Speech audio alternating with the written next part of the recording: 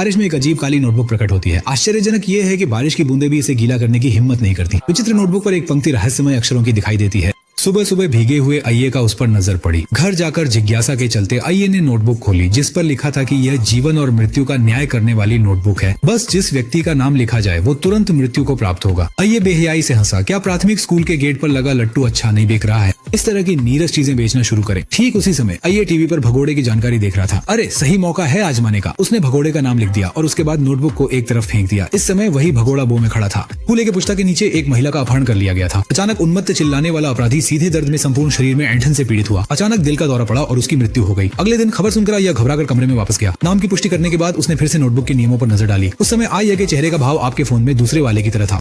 मोजी notebook की सच्चाई को फिर से परखने के लिए आय ने फिर से दूर दूर तक मशहूर एक बदमाश पर नजर गड़ाई। वह ठंडे मन से नोटबुक निकाली और उस व्यक्ति का नाम उस पर लिख दिया। कुछ सेकंड बाद वह व्यक्ति दर्द में लगातार झटके खाने लगा और लड़खड़ाकर 2 बार गिरकर दिल की धड़कन खो बैठा। अपने सामने उसे मरते देखकर आय का दिमाग ये सचमुच सच है। घर लौटते समय अचानक कानों में एक अजीब आवाज गूंज उठी।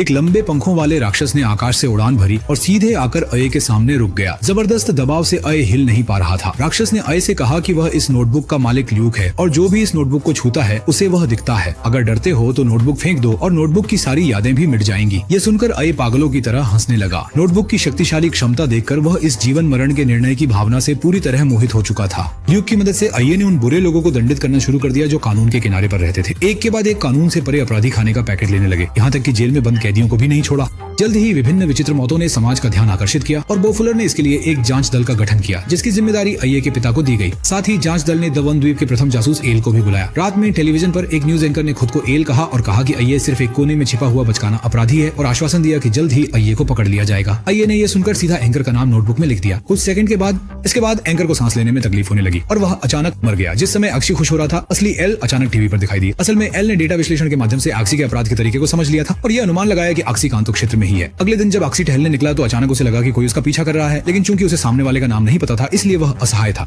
घर लौटने के बाद लूक ने एक्सी को बताया कि अगर किसी के पास मृत्यु देवता की आंखें हैं तो वह व्यक्ति का नाम देख सकता है, लेकिन इसके लिए आधी आयु का मूल्य चुकाना होगा। क्या यह मजाक है? एक्सी ने मना कर दिया। अचानक उसके दिमाग में एक विचार आया। अगले दिन एक्सी अपनी गर्लफ्रेंड के साथ बस में चढ़ गया। उसने सीधे सामने वाले से पूछताछ की, खुद का पीछा क्यों कर रहे हो? लेकिन सामने वाले ने एक्सी की बातों को नजरअंदाज कर दिया। उसी समय बस में एक अजीब आदमी चढ़ा।